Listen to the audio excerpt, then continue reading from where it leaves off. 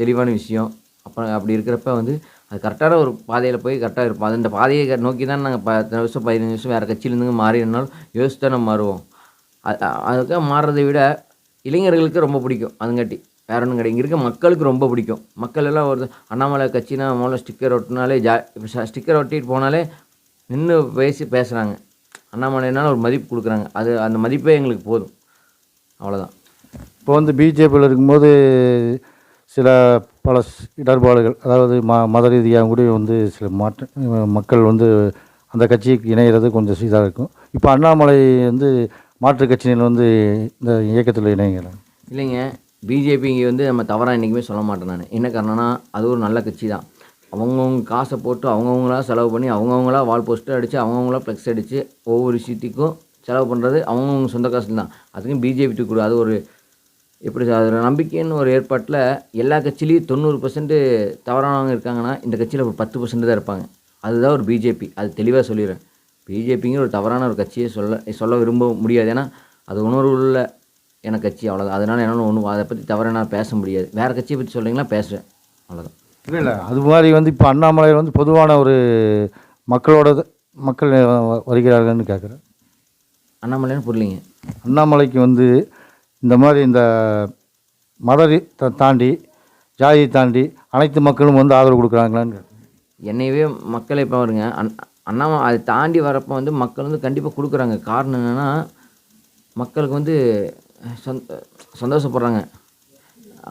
சொல்லப்போனால் எப்படி சொல்கிறது, ஒரே விஷயங்க வந்து இப்போ பாஜக அண்ணாமலை இருக்க வரைக்கும் கொஞ்சம் மற்ற மதங்கள் வந்து சார்ந்த மக்கள் வர்றதுக்கு இதாக இருந்தாங்க.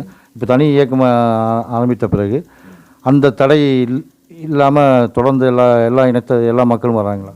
அதுக்காக ஒன்று விஷயம் என்னென்னா மதத்துக்காக இது பண்ணியிருந்தால் நம்ம அப்துல் கலாம் பேரில் வச்சுருக்க மாட்டார்ல. சொல்ல உங்களுக்கு புரியுதுங்களா? அப்துல் கலாம் பேர் வச்சது என்னென்னா நம்ம வந்து எல்லாத்துக்கும் ஒன்றுபட்ட சமூகம், ஒன்றுபட்ட மதம் அந்த மாதிரிங்கிறதுக்காக மட்டும்தான் நம்ம எல்லா விஷயத்தையும் ஃபாலோ பண்ணுறாங்க. எங்களுக்கு ரொம்ப பிடிச்சிருக்கு.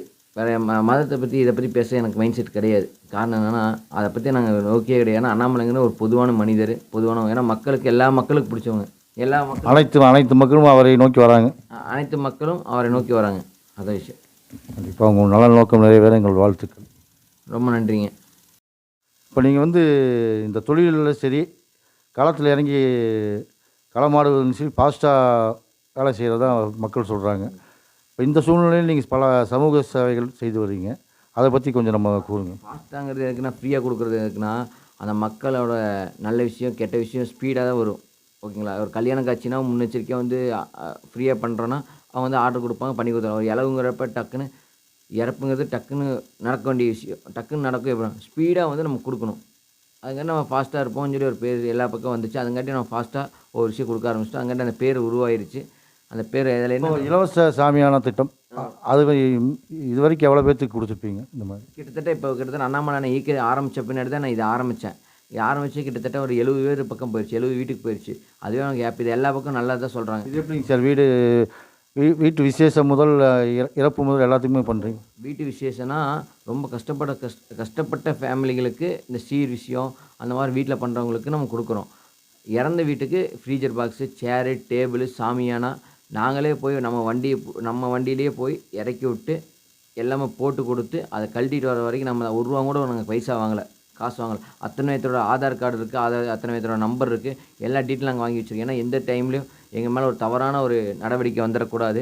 ஏன்னா அண்ணாமலையான இயக்கத்தை பொறுத்தளவுக்கு தெளிவான ஆளுகள் இருந்தால் மட்டும்தான் இந்த கட்சி இந்த இயக்கத்திலே வச்சுக்குவாங்க. இந்த கட்சியாக மாறப்போ கூட அப்படி தான் வச்சுக்குவாங்க. ஏன்னா அதை படித்து வர கட்சியாக இருக்கும். ஏன்னா படித்து நல்ல தெளிவான ஆளுகளை வச்சு செய்கிற கட்சியாக இருக்கும். என்ன மாதிரி ஒரு எப்படின்னா 80% படித்தவங்களும் எடுப்பாங்க, 20% களப்பணியாளர்கள் இருப்பாங்க. அது 20%ல் நானாக ஒரு ஆளாக இருப்பேன். ஏன்னா களப்பணியாளராக தான் நான் ஒரு ஆளாக இருப்பேன்.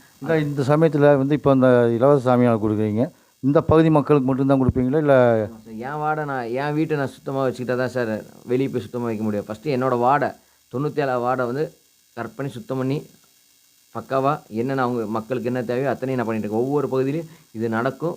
விரைவில் நடக்காது, கொஞ்சம் கொஞ்சமாக நடக்கும். எல்லாமே ஸ்டெப்பு கொஞ்சம் படி எடுத்திருக்காங்க. அது கட்சியாக மாறப்போ அது ஒவ்வொரு விஷயம் மாறும் சார்.